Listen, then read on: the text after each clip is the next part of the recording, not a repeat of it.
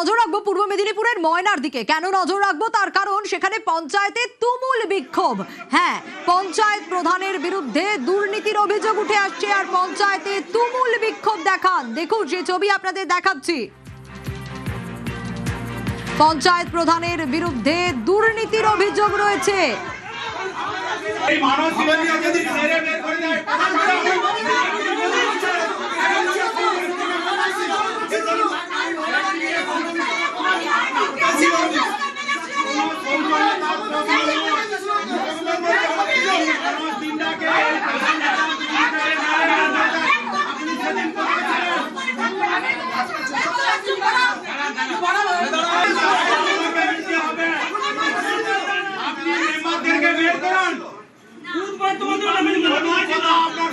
একেবারে প্রধানের টেবিল চাপড়ে বিজেপির বিক্ষোভ। কিন্তু কেন এই পরিস্থিতি তৈরি হলো, প্রধানের বিরুদ্ধে ঠিক কি কি অভিযোগ রয়েছে?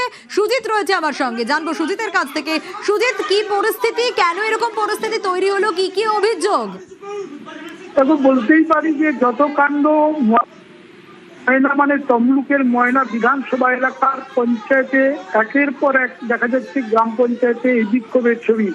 যে বিক্ষোভের ছবি কিন্তু সামনে আসছে, যেখানে দেখা যাচ্ছে মানুষজন, সাধারণ মানুষজন কিন্তু রীতিমতো ক্ষুব্ধ হয়ে, উত্তেজিত জনতা ক্ষুব্ধ হয়ে একবারে চড়াও হচ্ছেন পঞ্চায়েতের উপরে।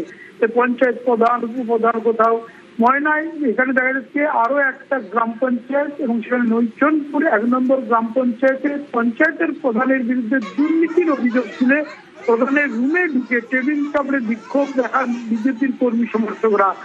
মহিলা প্রধানের হাত ধরে টানাটানি পর্যন্ত করছেন বিক্ষোভকারীরা, সেই ছবিও সামনে আসছে।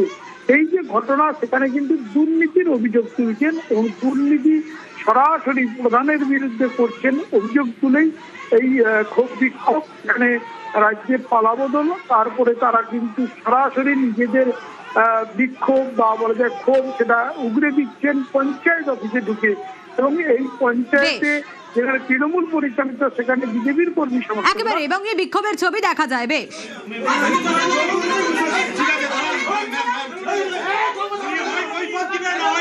প্রধানের কাছে আমরা একাধিকবার ঘুরতেছি, উনি নিয়মিত অফিস করছেন না।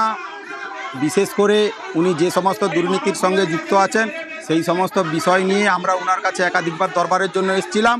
উনি তার কোনো সদুত্তর দিতেও পারে না এবং উনি যে একাধিক প্রকল্পে বিভিন্ন ধরনের কাটমানি এবং অবৈধভাবে টাকা নিয়েছে, তা বিভিন্ন ধরনের আমাদের যারা গ্রাহকরা পরিষেবা পেয়েছে তিনারা আজকে মুখ খুলেছে, যাতে বিডিও সাহেব স্বচ্ছ প্রশাসক নিযুক্ত করে নৈচনপুর 1বাসী পরিষেবা পায়, তার জন্য আমরা বিডিও সাহেবের কাছে আবেদন জানাচ্ছি।